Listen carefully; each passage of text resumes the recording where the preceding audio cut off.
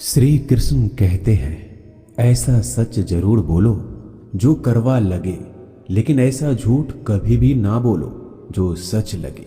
अपने जीवन में कभी भी ना किसी को आनंद में वचन दे, ना क्रोध में वचन दे, ना ही दुख में कभी निर्णय लें। गीता में लिखा है, यदि कोई आपको अच्छा लगता है तो अच्छा वो नहीं, अच्छे आप हैं, क्योंकि उसमें सच्चाई देखने वाली नजर आपके पास है।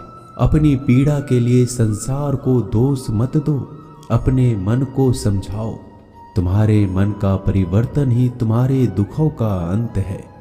सोच और नीयत अच्छी रखिए, फिर आपके कष्ट प्रभु स्वयं दूर कर देंगे। लोग अपने शरीर को सुंदर बनाने में लगे रहते हैं, पर आत्मा की सुंदरता शरीर की सुंदरता से कहीं ज्यादा महत्वपूर्ण है।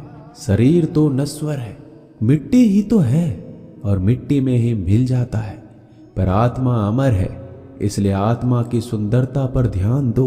बहुत विनम्रता चाहिए रिश्तों को निभाने के लिए। छल कपट से तो सिर्फ महाभारत रची जाती है।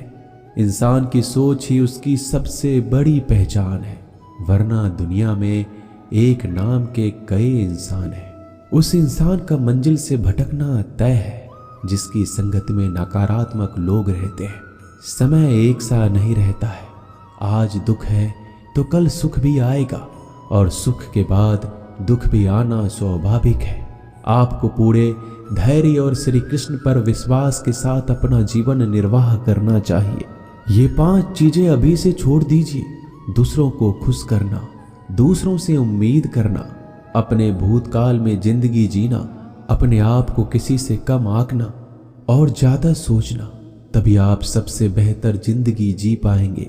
आजकल किसी के गुणों से ज्यादा रूप, रंग और कपड़ों को देखा जाता है, पर याद रखना, एक दिन रूप, रंग और कपड़े तो धोखे दे ही जाते हैं, पर जिसमें गुण है वह हमेशा साथ निभाएंगे। जो व्यक्ति किसी के चेहरे पर हंसी और जीवन में खुश लाने की क्षमता रखता है, ईश्वर उसके चेहरे पर कभी हंसी और जीवन में खुशी कम नहीं होने देते। जब धन कमाते हैं तो घर में चीजें आती हैं, लेकिन जब किसी का आशीर्वाद कमाते हैं तो धन के साथ खुशी, सेहत और प्यार भी आता है। धन से ही नहीं, मन से अमीर बने, क्योंकि मंदिरों में स्वर्ण कलश भले लगे हो, लेकिन नतमस्तक पत्थर की सीढ़ियों पर ही होना पड़ता है। भरोसा जीता जाता है, मांगा नहीं जाता। ये वो दौलत है जिसे पाया जाता है, कमाया नहीं जाता।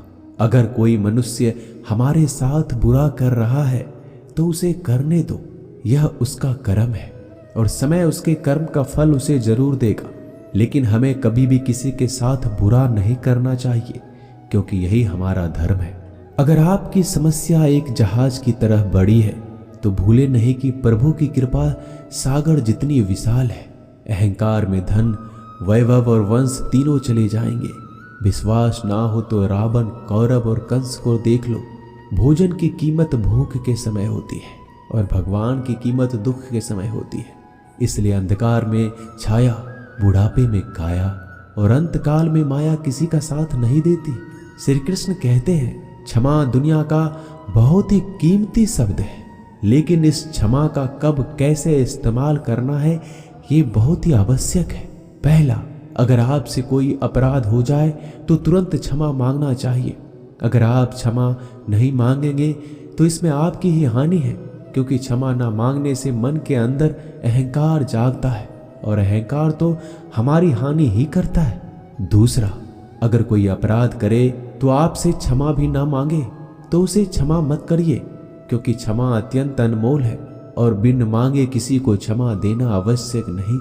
तीसरा, यदि कोई आपके साथ अपराध करे, अनुचित करे और बाद में क्षमा मांगे तो उसे क्षमा कर दीजिए।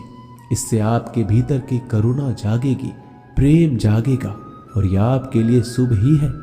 चौथा, अगर आप कोई अपराध कर दो तो क्षमा अवश्य मांगना, इससे आपको लाभ ही होगा, क्योंकि सामने वाले व्यक्ति आपको क्षमा करे या ना करे, आपके अंदर का अहंकार गिरता है और आपका मन अधिक निर्मल हो जाता है।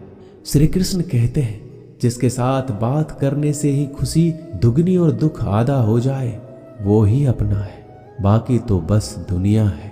दुनिया के ये 4 स्थान जो कभी भरते नहीं, समुद्र, इच्छा का घड़ा, शमशान और मनुष्य का मन। कभी भी किसी भी रिश्ते का गलत इस्तेमाल मत करना, क्योंकि रिश्ते तो बहुत मिल जाएंगे पर जिंदगी में अच्छे लोग बार बार नहीं आएंगे। बिना कुंडली मिलाए आजीवन चलने वाला एक अद्भुत संबंध केवल मित्रता है। यदि हमारी नीयत अच्छी और मकसद सही है तो किसी ना किसी रूप में ऊपर वाला भी हमारी मदद करता है। जब हम प्रार्थना करते हैं तो ईश्वर हमारे कहने से ज़्यादा सुनता है। जितना हम पूछते हैं उससे ज़्यादा जवाब देता है।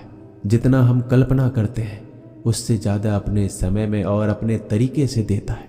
समय का चक्र बहुत तेज चलता है, इसलिए ना तो बल का अहंकार करें ना ही अपने धन का। जीवन में वाणी को संयम ही रखना अनिवार्य है, क्योंकि वाणी से दिए हुए घाव कभी भरे नहीं जा सकते। जीवन में कभी मौका मिले तो किसी के लिए सारथी बनना, स्वार्थी नहीं। जैसे पानी को अगर दूध में मिलाया जाए तो वह दूध की तरह हो जाता है, यदि वही पानी अगर कीचड़ में मिलाया जाए तो कीचड़ बन जाएगा। ठीक ऐसा ही मनुष्य के जीवन में भी होता है। यदि एक गुणहीन व्यक्ति गुणवानों के संगत में बैठे तो उसे भी गुणवान समझ लिया जाता है और सम्मान का पात्र समझा जाता है।